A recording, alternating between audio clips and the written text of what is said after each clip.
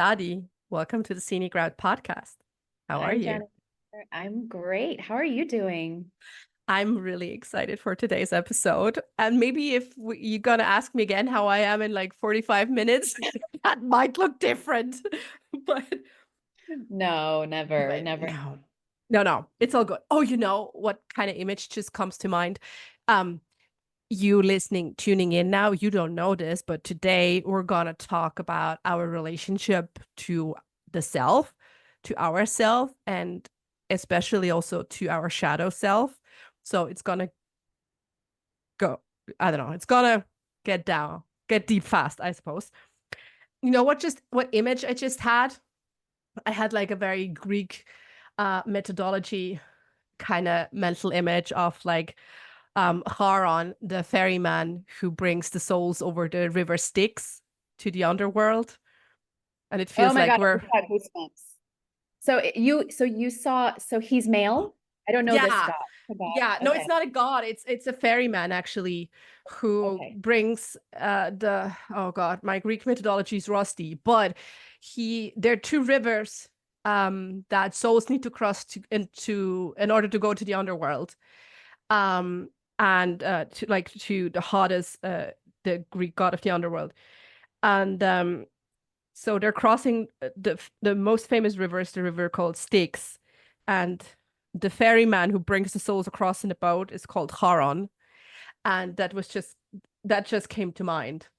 Um, Wow, that's very powerful, Jennifer, because I mean, what the underworld represents, that represents the underworld of our psyche, right? Our shadow, our mhm. individual shadow. And so that is some sort of guide for you. He is some sort of guide to take you there. Ooh, okay.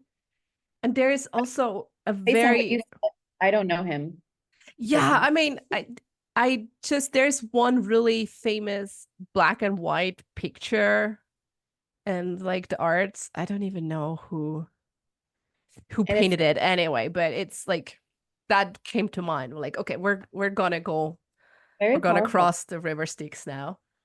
So Har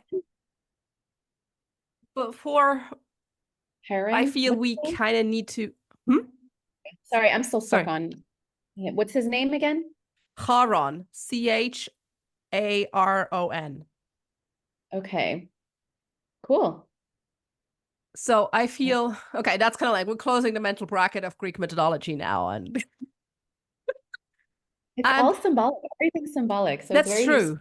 That's true. And I Yes. incorporate there's a lot of deciphering of symbolism in the kind of coaching that I do, and with shadow work in general, with this process of becoming your whole true self. So with your dreams, with the vision you just had, that's very powerful. With what we Mm. see, I've been seeing the monarch butterfly a lot. That's very symbolic. Is it kind So of like your spiritual animal, or is it?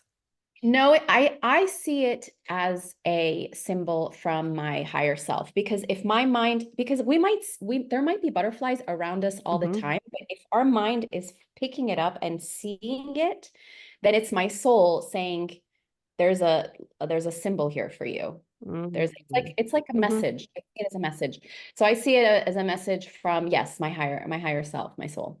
Oh, that's very I interesting. also I believe and we're going to get into this, but I mean, depending on what stage you are at in the level of individuation of the wholeness of the psyche, then you're either experiencing things, or the dreams that are showing up for you and the symbolism that's coming up for you is correlated to just yourself, your Mhm. individual. It's like the first layer, but the Mhm. deeper you go, then the more you tap into the collective unconscious. And so I've been doing this for years. So Mhm. typically when I see these kinds of symbols, yes, it pertains to my life, but it also pertains to the collective. So I Yeah. see this, wow, I'm like, humanity's going through major transformation right now with the monarch butterfly. That's how I see it. Ooh. I mean, yeah, we sure are on all levels. I Yes. feel like we have to circle back for a wee bit. If anyone tuning in and is like, wait, what, shadow self? So maybe, Shadi, before we go in and I tell you about the weird dream I had just the other night, that I still remember, because sometimes I don't really remember them. But anyway, before we get back off track, No, there's so much, so how much. do you how do you define the shadow self, and how do you differentiate between the conscious self or the shadow self, or what's the counterpart from the shadow self? How do you like organize all of that? So so the way, so, okay. So my training is based on Jungian psychology, depth psychology, and which is the life's work of Carl Jung, who was Swiss, and as well as a little, I like to say a little sprinkle of Eastern philosophy, as well as a little dash of neuroscience, social neuroscience, Mm-hmm. to help people understand their minds, to help navigate through the depths, essentially uh, who you know yourself to be. My name is Shadi. I am a life coach. I'm an energy practitioner. That's things we are aware of. You're Mm-hmm. conscious of it. Yes. I'm an introvert, or I am, this human design, or I am, fill in the blank, right? Yeah. Those are things that we are conscious of. We are only conscious of about 5 to 10% of the totality of who we are. And so a lot of people kind of like, you were saying, with Hades, underworld, it's like there's these dark associations with the shadow self, Mm-hmm. which is the part of us that is unconscious, but Mm. it's not all dark. That is where our gold lies. That is where, excuse me, that is where our infinite potential is. That is where our infinite power is. That is where our freedom lies. And if you've studied The Hero's Journey by Joseph Campbell, for example, it's like this is the path of life where we get the call to go to the underworld, like you Mm-hmm. just said. Saying Mm-hmm. underworld, I think this is very relevant. Yeah. So, which is your unconscious mind. So it's essentially going below the surface. It's looking under the hood of the car, as I like to say it. But Mm. I can't do it on my own. You can't do it on your own. Why? Because who's at the door, or who's standing at the, ocean side does not want you to go under. It's our ego. Mm. So our Yeah. ego Our conscious is mind. right. So it Yeah. is an aspect of our conscious mind. So it Yeah. is the gatekeeper that says, under no circumstances are you to change or grow. He's the Or, meanest bouncer in all the world. but he's not. Yes, I call him a bouncer too. It's funny you say that. That part of ourselves only knows survival Mm-hmm. and staying in your comfort zone. That's all it knows. Yeah, And because so that's familiar, anything that's safety. outside of Mm. that threat to your existence, and you're gonna Mm. die. And so, Ah, like, that's why it's just protecting you. And I mean, yeah. like, that's what they mean by the ego death. Our ego never dies. You just, it's a step-by-step process. I mean, there's so many people that go, to like towards plant medicine, or they do these extreme ayahuasca retreats where it's like really diving in deep Mm-hmm. really quickly. They're like, oh, I went through an ego death. No, like you need to go through a step-by-step process of learning who you are with curiosity, with non-judgment, of looking under the hood, going Yeah. under the surface, and accepting and being okay with those parts of yourself. Mm. And the ego is by your side. That's what I do. So like with the Yeah. coaching, this like having a guide, a mentor, a coach, a shaman, whatever, Yeah. is really important, because they're holding your hand, and your ego is going to be your ally. Your ego is going to be the part of you that is going to drive you in Yeah. this planet, on this, on Earth. But in the beginning, it has resistance, and that's normal. Mm-hmm. Mm. So whenever you started that kind of work, and I mean, I also started to work years ago, so I know the resistance was going strong. Yes, I get it. I still have resistance, and it takes many shapes. The resistance, Mm. the resistance. It's not Ooh, just that's interesting. it takes it sometimes it's physical. For me, it's physical sometimes. Mm. Meaning like I'm too tired to do the things that I wanted to do, or to show up. In the beginning, this is how it was. Or I would have a mysterious illness, where I would have a fever of like right around 100 degrees every day. So it's like a low grade fever for like 2 weeks. And it kept me from moving forward. And I was like, okay. And I remember the very first week I got a life coach for the very first time, I fell downstairs and I twisted my ankle. So it's like resistance can show, and it's like we're creating our reality at all times. So it could be that we're just like not paying attention or something, and then you burn your hand and it's like, oh, and it's like, it's a form of resistance Yeah, from, I'm just like there are certain moments in my life when I look back where I kind of like had freak accidents, yeah, and it was always very close to moments of big change and there you go. uprooting. There you go. Um, and interestingly, also, well, I mean, everyone doing the work is like, sure, no surprise. But also when I was like, when something was going really, really good, then something weird would happen to kind of Totally. like, Yeah. oh, Slow you down, body, pull you down. exactly. Body doesn't feel Yeah. safe when everything is going too well. So we might just adjust, give a bit, Yeah, look, I don't know, burn your hand just to kind of like feel safe again. totally. Yeah, and that's normal and it's okay. And it's like, it's not about Mm, judging the ego or the resistance. It's not mm, about being divisive, cutting it out, killing the ego. That's such a misconception, because your ego mm. there, it's going to be your best friend and your ally through this process of individuating into your truest, most authentic self. But you don't want it in the driver's seat. Yeah. You want your soul in the driver's seat, your purpose, your true self in the driver's seat. Your ego is going to be in the passenger side, kind of Mm. navigating. Yes, which makes sense, right? I Mhm. agree with I don't want anyone leaving our conversation with the notion of, oh, ego bad, gotta go. Like, I mean, it's a part of us, right? And I feel it's just natural to include it, but like it has to know its place. Yeah, it's a toddler. Like if you're an adult, you don't want a toddler behind the wheel. You don't want a toddler deciding what you're having for breakfast, lunch, and dinner, or how to run your business, or how, you know what I mean? Yeah. It's the toddler.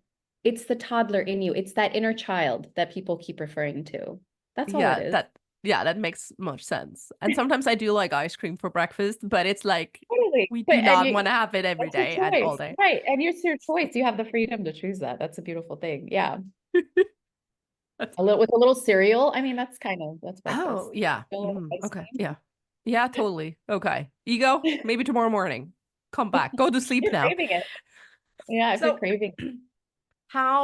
when we look at also Jung's version of shadow, and we've said, okay, you said at the beginning, okay, when we look at our shadows, we can learn so much about ourselves.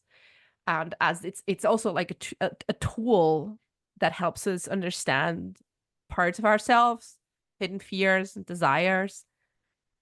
Like how can a shadow, or how can understanding our shadow self help us understand our hidden fears and desires? So that's where they live. So imagine it's a Pandora's Mm. box or a closet. We're good. We're again with the mythologies. Yes. Yeah, yeah, yeah. That's what the shadow is. It's and so um if we want to get visual, I'm like, I should have had a blackboard. So like if you start with let's look at an iceberg, okay? Yeah. The tip of an iceberg is above water and it's just the tip, right? And Yeah. then bulk of the iceberg is underwater and we Mm. can't see it. So we look at the surface and we think just the tip, oh, that's just the iceberg. That's all, that's the ice, that's the totality. Yeah. That's how humans are about the psyche. So Mm. we think that, who I am is all that I am, right? Yeah. The But ego is all that there is. right, and the ego identity, right? And that's all there Mhm. is. But we are actually both. So we are what is under the surface, and in this case, the iceberg below the surface represents the shadow Mm. self. Mm-hmm. And that leads also to the collective unconscious, the collective shadow as well. So the more conscious we become, the more we integrate and bring the iceberg above the surface to our Mm-hmm. awareness, and we become aware of the hidden or repressed or rejected fears Mm. or traits about ourselves. If I identify as an introvert, for example, then what's the opposite of that? It's being extroverted. So that's repressed. That goes in Pandora's box. That's below the surface. Mm. What happens is my soul will keep putting me in situations to become more extroverted. And I'm going to hate it because I have this conflict, because I'm like, no, no, no, I'm an introvert. I'm an introvert. Yeah. I hate it. I can't stand it, because that's repressed. So the mind is always wanting to bring what is repressed and rejected or denied within ourselves to, it's wanting to show us, hey, I want to be healed. Healed means to become whole, by the way. It doesn't mean to become fixed. So I want to be yeah. We're not in the business of fixing people. fixing. Yeah, right. Yeah. And so it's like, these bad situations or the resistance that we were talking about, all of these situations are showing us, or if we have conflicts, for example, that's my favorite. Conflicts are the best opportunity to do shadow work, to see what you are repressing, rejecting, or denying about yourself. Why? Because not to become it. It doesn't mean the introvert has to all of a sudden overnight become an extrovert. It's just saying, look at that part of yourself. What's so scary about being an extrovert? Why is that? Why did you push it away? And then you come to realize, through the process, that there was an experience you had during your childhood. Maybe this is a trait you inherited from your parents or your grandparents, and it's not yours. You didn't have the free will to decide whether you want to be an introvert or an extrovert. At the age of 1 or 2 or whatever, if you inherited it, your unconscious mind, your ego really decided it is only safe for me to be an introvert. That's going to be my identity. Anything that's in order outside, to keep me alive as an infant, as a toddler, I'm an introvert. Socially accepted in good standing in my school, in class, which is life or death as well, right? The mind doesn't differentiate. Exactly. Yes, I love that you know this. Yes, exactly. So the mind sees that as like, oh shit, if I'm not part of the tribe, I'm gonna die. Sorry, I didn't know if I can curse. I curse sometimes. Oh God, yes, please. Okay. I'm an X-rated podcast. I love it. Good. So it doesn't mean that by, exploring that side of yourself, and it's not just up here, by the way, it's not just an intellectual exploration of going underneath the surface or in Pandora's box. The way that it expresses itself is through feeling, and it feels really freaking uncomfortable, because typically what a coach will do, and, a coach will ask you to come up with an action to put you in more environments where you're going to be an extrovert. So it feels really uncomfortable to an introvert. Now I'm using this introvert extrovert That's a good example, yes. So it feels really uncomfortable. Like there's a lot of fear, like you start sweating, you have a visceral reaction, right?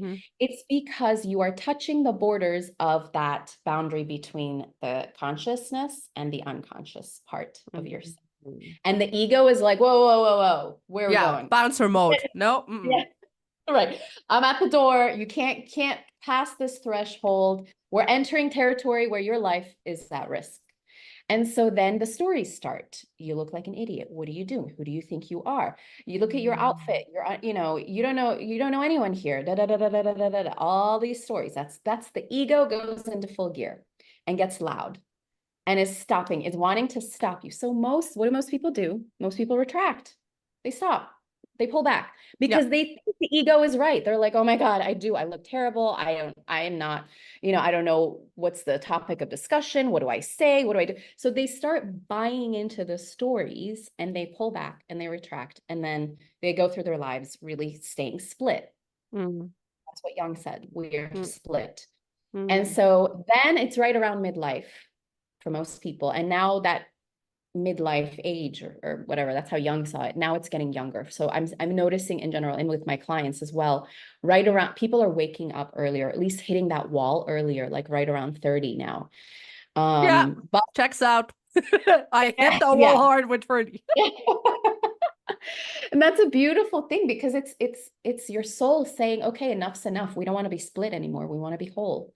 So time to go inward, time to delve below the surface and to explore that part of yourself that you have been avoiding and have not been looking at.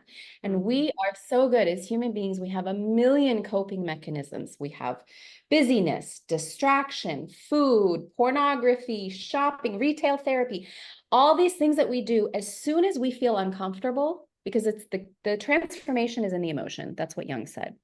As soon as we feel uncomfortable, we're I like, hate "Ooh, Young. No, I don't. But I yeah, know I it's mean, it's annoying. It's so annoying. I know. Trust me, yeah, it annoys it's the crap annoying." out of me. Yeah. But as soon as we feel an uncomfortable emotion, like, you know, that introvert example, coming back to that again, if he's in a uncomfortable social situation, what does he do? Tequila. Yeah. Mm. And Yeah, no yeah. judgment, right? Or But Ben and it's like that's Jerry's, what we do, or right? yeah, Or yeah. like No, I mean, to like quell that pain instead of, and as a coach, I teach people how to feel, mm, which is mind-blowing. And in my own life, I didn't really know how to properly feel. Most of us don't really know how to feel yeah, without getting sucked into it, because we think like, oh my God, if I feel this way, it's never going to end. yeah. I will be sucked into it, but it's not true. And so helping them to It work with the lasts around emotion. 90 seconds. The Ah, that's the scientific right, duration of emotions. It has right. been tested Probably actually in average. psychology, so it's really interesting. It's 90 Wow. seconds. You gotta go But through let's 90 seconds of resist. discomfort. The more we resist the feeling, Mm, the longer it lasts, because it's mm, still under the surface. It wants to come up. It wants your awareness. yeah. And then from there, we can see, oh my God, really subscribing to this persona of introvert has been driving my life. Mm, And I have the option to choose. And so that's when you start to create yourself mm. instead of just Yeah. defaulting to the identity that, you know, you unconsciously decided when you were 1 or 2, or your, you know, family Yeah, or in like dynamic formative years. Yeah. decided for you. Yeah. And so you start to create yourself from, and that's free will. Mm. That's true free will and empowerment. Yeah, it's the ultimate empowerment, right? When you actually strip off all the labels and all the things, all the roles and Because hats, and think you're of like, no, how, this is actually who I am and who I want to be. well, and think about how it's limiting your life. See, that's what it does. Remember, the ego does not want you to grow. The ego Mm. wants you to stay in your room. Stay in these walls that we have created that have kept you alive, mofo. I have kept you alive for all these years. How Yeah. dare you want to cross the threshold? That's what the ego thinks, right? But it's just a part of your mind. It's just protecting you. But imagine how limiting True. it is. This is why so many people have the same experiences. I don't know if you've But don't seen. also not like, I feel also not many people realize that they have these confined Yeah, walls to begin with. yes. That's what it means by unconscious. Yeah, most people are unconscious. More than Mm, 90% of the world is unconscious. They're not even aware. They think that, mm, oh, my life is supposed to be this way. Oh, I'm supposed to feel kind of half empty and kind of unfulfilled. You know, and this is what I'm saying. It's right around midlife for a lot of mm. people.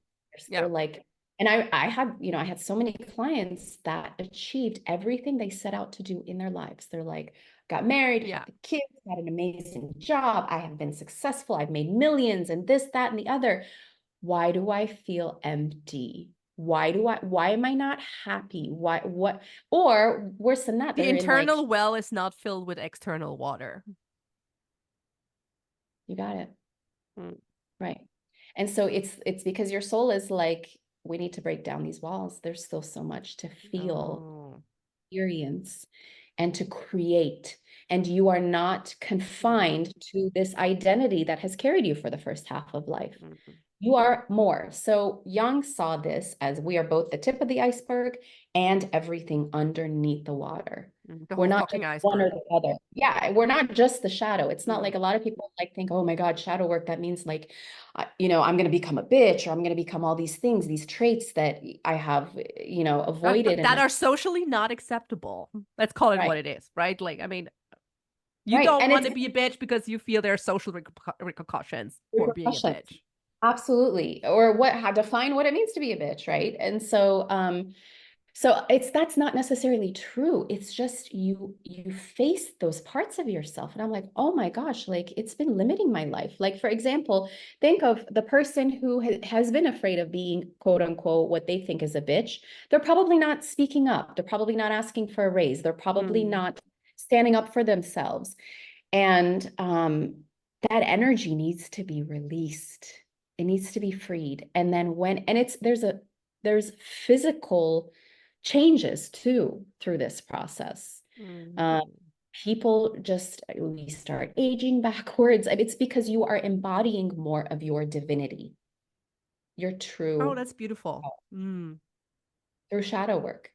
So your shadow is not just the dark parts. They call it a golden shadow. It's like, if someone has identified as being a mathematician their whole life, for example, they say, oh, I've never been creative.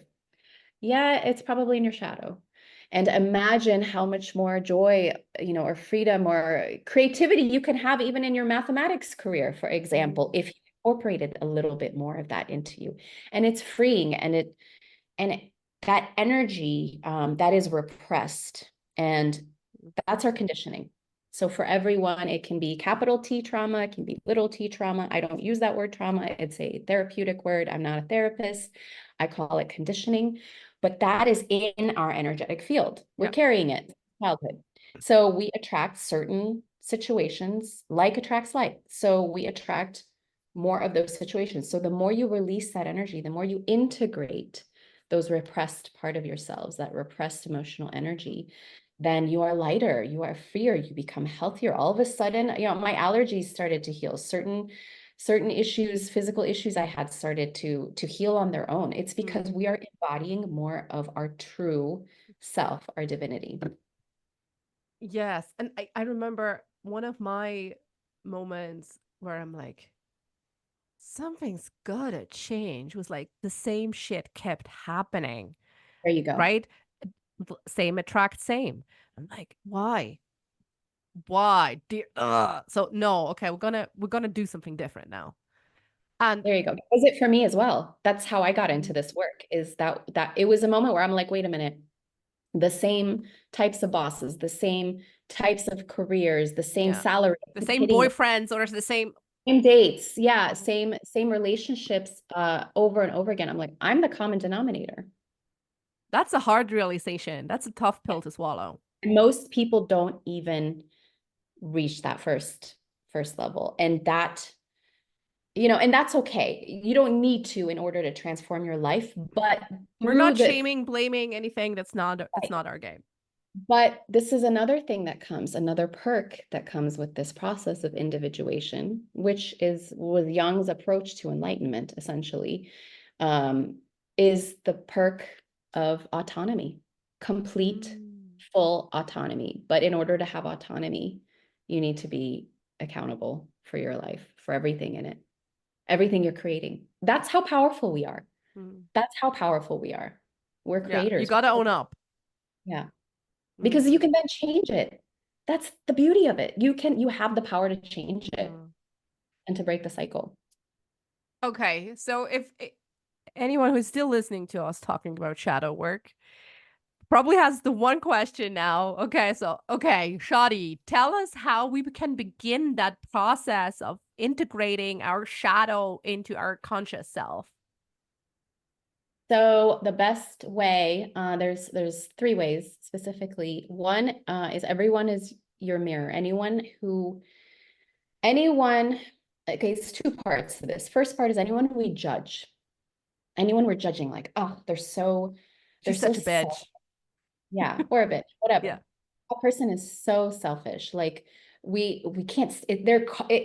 That judgment is caused by some emotional charge in us, right? We see something, we see an image online, or we have an encounter with a friend or a boss or a And we have a stranger. strong reaction, right? When we're like, Right, a reaction to it. That is a telltale sign that's pointing to your shadow. So if you have a judgment about somebody, usually what you're judging about them is something that it doesn't mean you are that thing, but it means that you are not you're not letting yourself have permission to be that thing or explore it or so face you're it. resenting it if you see someone else living that. Right. Makes sense. You're Yes. saying it. You're not allowing your conditioning, how you were raised, the beliefs you took on, it's self-imposed, right? Of course, we're children, we don't know, we're just trying to survive, but those walls, you're hitting up against that wall, that boundary. And so that's one way. Another way is that just even in a conflict of, with usually when we have a conflict and both people are going at it, that is reflecting something that we wants to be looked at in our unconscious. Our soul is saying, hey, I want to bring this to awareness. I want to heal this. I want to bring it to awareness. And then another way is really what we're attracting. So the results we're attracting. So for example, the same shit happening over and over again. For example. My ex had kept, this is really unusual. This was an extreme case. He had like 3 accidents in 1 month. Wow. Like either a car accident or somebody hit one of his cars in the parking lot, or somebody hit one of his corporate like company vehicles. And I was like, wait a minute, 3 times in 1 month. I'm like, there's something going on here. And I'm like, so with that, it's wanting to purge, quote unquote, an emotion. There's something you are repressing or not looking at in yourself. So typically in that situation, that would cause anger, right? If you keep running into this, or it might cause maybe safety. I was angry when that happened to me, and the same thing happened over and over again. I'm like, and then resentment, because I'm a resentful bitch. Wait. Was it a car accident or what happened? No, not a car accident. No. It was not an accident. Repetitive situation? Repetitive situations, yeah. Oh, let's talk about it. You want to go there? Yeah. Hey, it was. What kept happening? That was yeah. Well, it was funny. I didn't really connect all the dots at the time, but now I know. Like I was in the how to unravel this. This is basically the outcome of like, yeah. One incident. I had a boss. I don't do well with female bosses. I always had the kind of thing where they were like, I mean, Meryl Streep in The Devil Wears Prada looks like the nice little sister to the female bosses I've had. So, and then I'm like, okay, why is this like keep on happening? Until I also kind of looked at my relationship with my mother. There you go. When I was a child, when I had my kid, I was like, and then sort of things clicked and made sense. And now I'm like, oh, okay. I see some things emerging. But that was really a tough pill also, because I'm like, yes, I'm a feminist. Yes, like go women in power, like leadership positions, woohoo. And that's your persona. That's the identity you took on for your whole life. Yeah. And then like, you're screwing me over. Thanks. And then to like have this resentment towards women at the same time, that's in your shadow. And then they keep showing up in our bosses. We project it. So that's how it shows up. That's what I mean by whatever we repress. I forgot the very important part. That's one way that the shadow hides itself. Does not. The ego does not want us to discover our shadow. So the way it discovers it, that's why I said everyone is our mirror. It projects. So it's projecting what we have repressed, rejected, or denied in ourselves. Or in your case, our caregivers are the first line of experience that we have with the world, right? Yes. So the female represents, it becomes an internalized, the mother becomes our internalized mother, the internalized voice that we have towards ourselves. So whatever relationship we have with our mother becomes our inner toddler. Right. And it reflects our relationship with the world. So with other women, with colleagues, with projects, just how we interact with the physical. Collaboration and community, basically. Physical world. Physical world. Everything physical. Money. People think that money is money, material things. The physical world is our perception of the physical world, and how we show up with it and how we engage with it is, until we do shadow work, is dictated by our relationship with our mother and how we perceived it and how we internalized it. Remember, it's just a perception, because at toddler ages, we're just seeing the world and we're going based on what feels good, what doesn't feel good, what feels safe, feels unsafe. So if we observe as a toddler, your mother, the phone rings, she leaves the room to get the phone. We think, oh my God, my mother is leaving me forever. You know what I mean? Yeah, yeah, Think of yeah. your, Everything that right? happens when you're a child is like So it it feels like becomes an like eternity. I can't trust, I can't trust my mother. She's gonna leave me. And so there begins the conditioning process, right? And so we grow up unconscious to that dynamic that exists in us, and we project it out into the world. But it's beautiful because we are meant to. We are meant to forget who we are. We are meant to have these experiences and to go through this process of becoming split and then whole again. That's the grand human experiment. So it's why we're here. It's to So you did learn. nothing wrong. You're right on track. All is good. Right. It's all perfect.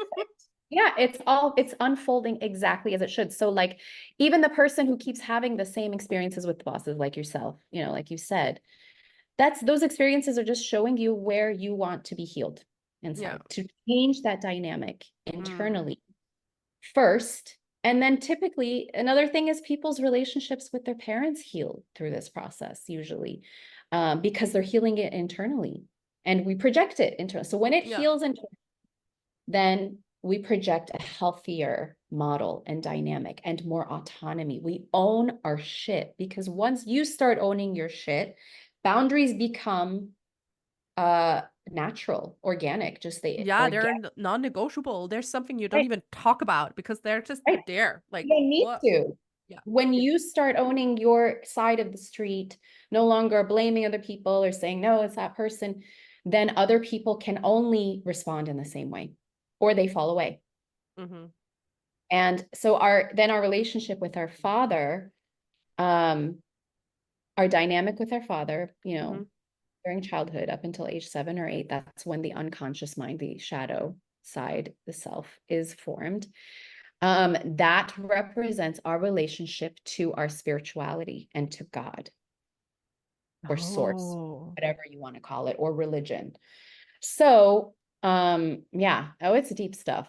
It's fun. Yeah, I mean, you blew my mind before when you said the perception of the physical world is dictated by our relationship with our mother. And I'm like, that Yeah. checks out. Okay, so and our relationship with our father is the relation is kind of like how we perceive spirituality, God and source And and all the authority. non-physical. Yeah, think of like the most loving father, right? If Yeah. you grew up with the most loving father, then you feel rooted, you feel safe, you feel secure, you feel provided for, emotionally, spiritually, and I don't then you think can. that rings true for anyone who has boomer parents though. I know. Well, again, like I said, we were meant to be conditioned. Trust me, I know that generation. Yeah. And because they went through their shit too, Oh, remember? I'm not. Yep. Like, They went through their shit. So absolutely. then They went absolutely they 100% created through their their shit. defenses and their identities. And they were like, we're not going to do the work. And that's We're for just gonna sissies. chill. Yeah. And so, no, what I'm describing is the ideal. Mm. Ideal. And so I take my clients through a visualization process when they are doing this healing work with the father or with the masculine. So that becomes, as women, that becomes our internalized masculine, our our Mm. and there's a shadow side to the masculine. So what do? We project that. So then that Mm. shows our dynamic with men in our lives. The relationship that we perceive to have with the first man, our father, if any relationship, many people didn't even have a relationship, right? That becomes internalized. And we carry that and we assume it to be true of all men. And then we project that experience over and over and over again until we do the work and we start to realize that we can take back that projection. We can take our power back and we can evolve the inner man and make him divine or make him ideal. And it's deep. I mean, it's deep. It's not just about the external man, it's about healing the internal father that lives in you. So I suppose for you, or for, I mean, for anyone going through the work, but for also for you, your relationship went with spirituality basically changed massively, I suppose. Massively. Yeah. Yeah. And it's funny because, and I had resistance. We were talking about resistance. I had resistance as a coach, incorporating. So, and that was shaped by my conditioning. So it all comes back to our conditioning. What is our perception of spirituality, religion, Yeah. God, whatever it is. As an Iranian American, my family fled what became the Islamic regime, right? Hmm. They fled this idea of Islam to for a better life, right? So I grew up in a very secular household. Most Iranians that you meet in, who have the diaspora who have left, they are pretty secular for that reason, because they were like, this is not compatible with our Yeah, we're values. not we're see the We're signs, not we're on reading the board, signs. No. right? Mm. So I grew up, not, I don't want to say with a negative view, but that was my takeaway. It's But like, an wow, overly critical view of religion Islam, probably. just yeah, and just Mm. cannot trust it. And anyone who Mm. is religious has an agenda. It's funny because now on the other side I can say, well, I probably knew. I knew my gut knew, because religion has been exploited, but this is not about religion. But that Yeah. colored my Religion, spirituality doesn't have an agenda. It's people who bring it into and then misuse it, misguide it. right. And so Mm. that colored my connection with God, or a connection with the creator or source, or Mm. this unseen energy. It doesn't have to be, you don't have to, it's not the bearded man in the sky. It's the unseen. It's the Mm. unseen force that lives within us. And so that is the resistance that I had, was I did not want to incorporate spirituality into my work. I didn't want to be public about it. I didn't want to talk about it. Mm. It's because of my own perceptions of a coach. I didn't want to be like woo woo and spiritual and like not be taken seriously about this energetic force that lives in all Mm. of us. And it was only when I healed my inner masculine, that things also started to change externally, as well as, and I started to own my own spirituality and Mm. own it and figure out how I wanted to show it and how I wanted to express it. And And pass what it on in conversations and coachings. right.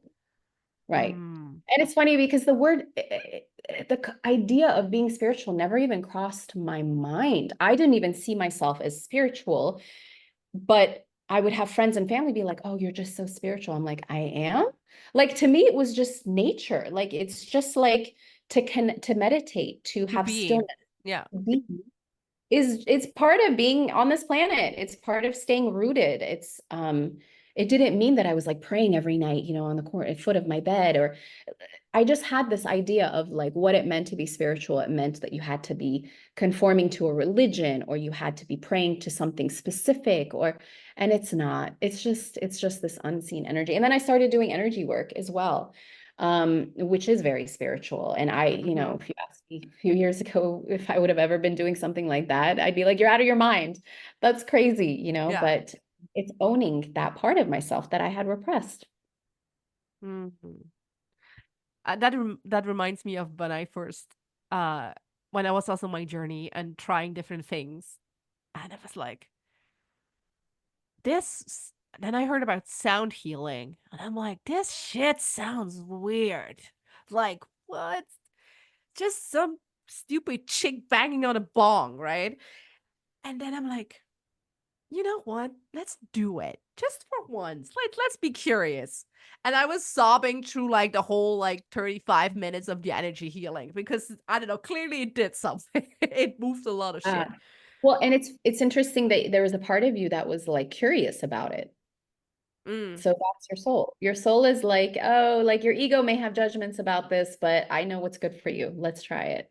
Yeah, my telltale sign is curiosity. Whenever I feel There curious you go.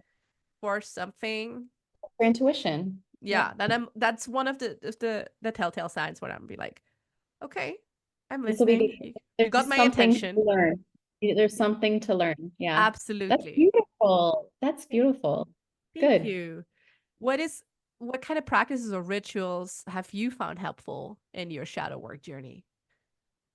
Um, so there's a point where the shadow work is no longer necessary. Like, you can't stay doing shadow work forever. It's just the entry point. So it's the Oh. entry point. Yeah. And that's So something that you're a lot like of, you're evolved to ninja level now. well, it's not just me. I take my clients through it too, because we can get stuck. There's some coaches that only do shadow work. Oh. And it's like Okay. you're in the dark place for a long freaking time. And I got caught there too. And you're not creating anything new. You need to create something new. You need to create new experiences, you know, maybe new salary, you become a effortless manifester, but you have to go to the other side.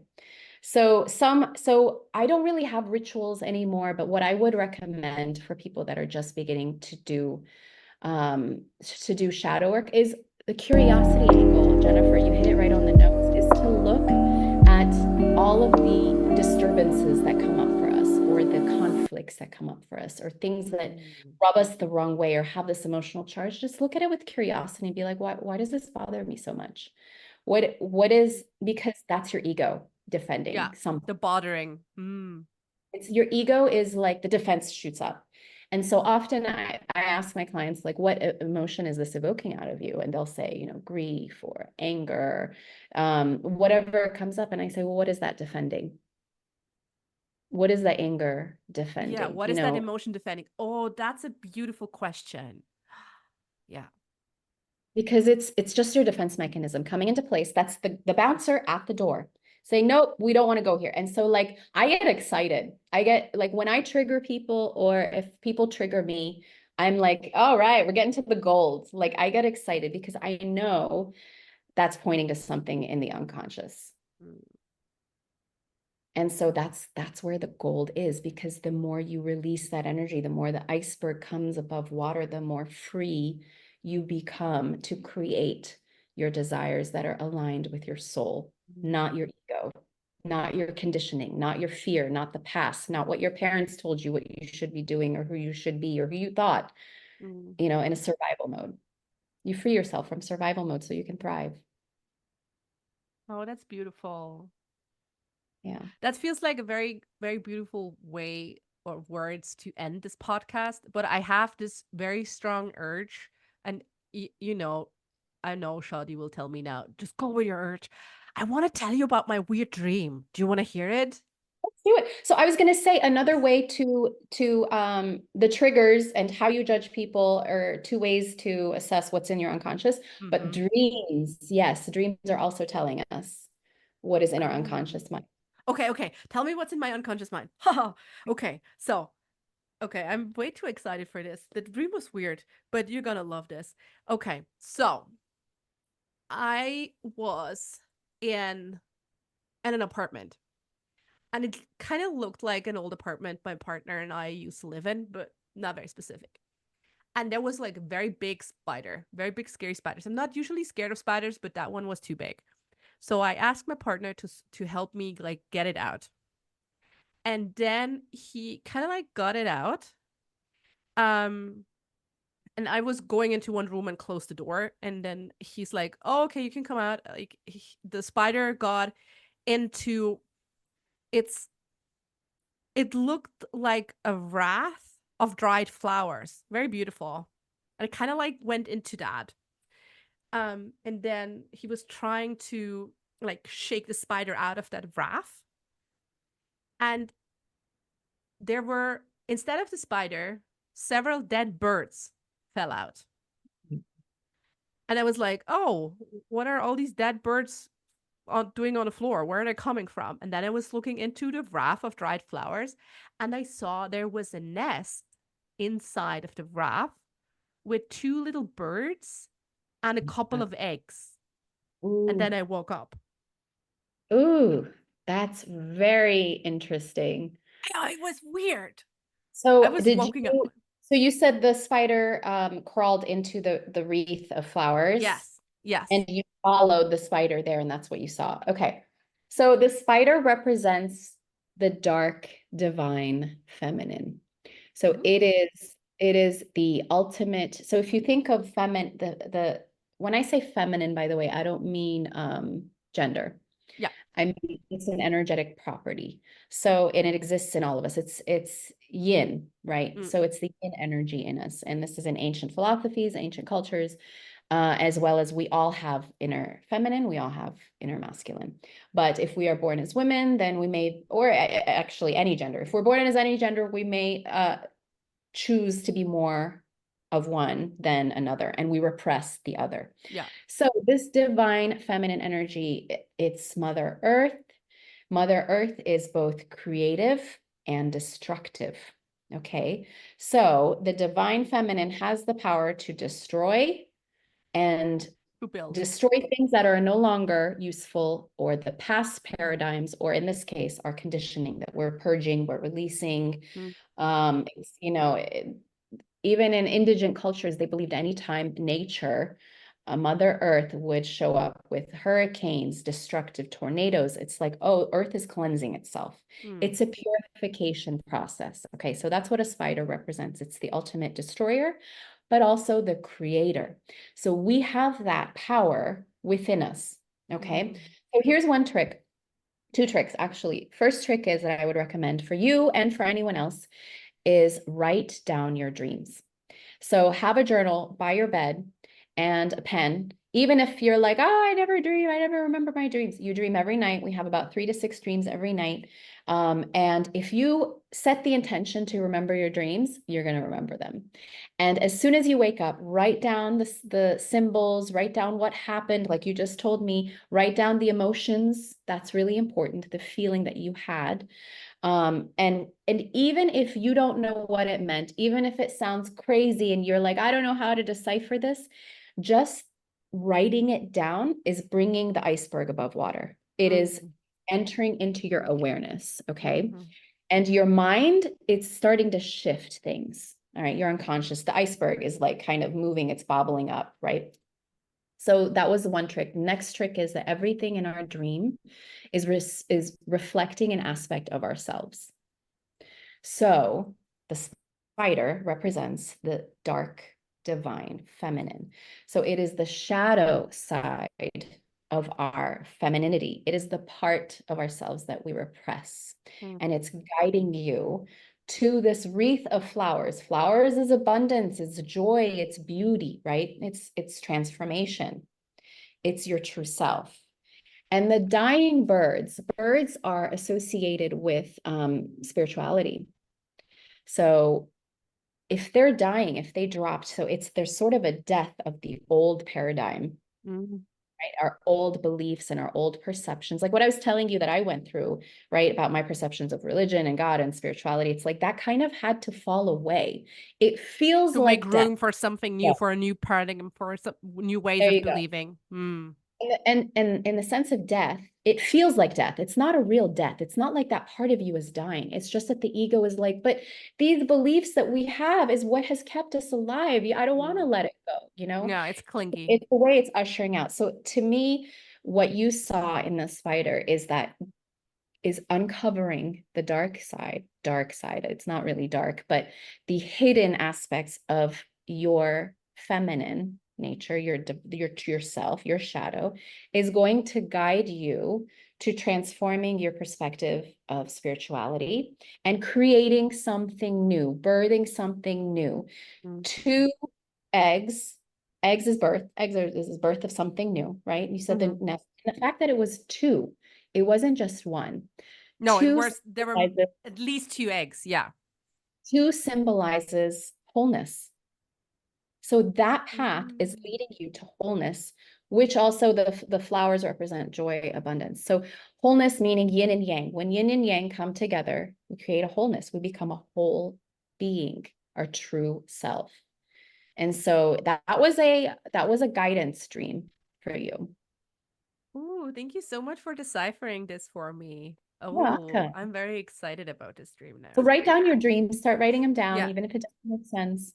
Um, that's a good and tip. Yes. yeah, Always keep something to start the starting to little shift. notepad. Mm-hmm. Mm. Okay, so Do you have more We've questions? learned. No, You're yeah, like like, my mind is spinning in a lot of different places, and I'm like, oh, okay, we're gonna bring Shadi back on for another episode sometime. Uh, and I'm yeah, this is still, a lot. yeah, This it is is a a lot. lot. It's a lot. And this is all fair. So if you're still following us, like, give yourself a clap on the back for this because it was a lot. And I'm still hung up on the what you said on the perception of the physical world is dictated by our relationship with our mother. And I'm like, but I have so many questions around like how we see money in our relationship to our mother. But we're gonna talk about money another time because I feel that's Sure. that's a whole conversation on Whole its other- own. Yeah. Um, but Yeah. for anyone who cannot wait until I bring Shadi back on the podcast, where can they find you online? Where you hang out? So, well, I'm going to be starting my own podcast. Heads up. Woo! So, yeah, and it's going to be called Exciting. This Life Fulfilled. So that is my handle. That is my Instagram handle. You can find me on Instagram, This Life Fulfilled. And I am actually offering for your listeners only, exclusively, whoever, first of all, I give complimentary shadow sessions.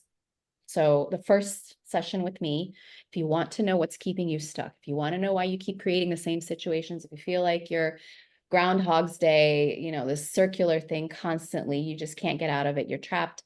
I offer a complimentary shadow session. We can find out what is keeping you from the ultimate soul level relationship or career, whatever it is.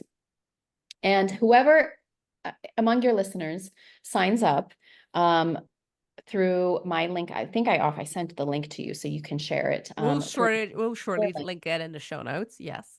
Thank you. If you schedule a session with me, a shadow work session with me, I'm going to send you a free meditation / visualization on releasing your fear to get unstuck. Oh, that's beautiful. Good. Okay. This sounds thank you so much for being so generous. And this sounds so good, I might snag it up myself. But Absolutely. Yeah. I feel like there's some more work here to do with the spider. The spider's leading you there. So you want to pull at it and go under. yeah, With maybe. who would you say who was the name of the guy? Charon. Charon. Charon, yeah. With Yeah. Charon. I'll see if There. he guides me over the river. Yeah, sure. Of course you will. That's your destiny. That is very true. It will all unfold how it's supposed to be Yep, in its own time. And that is that's right. okay. Yeah, exactly.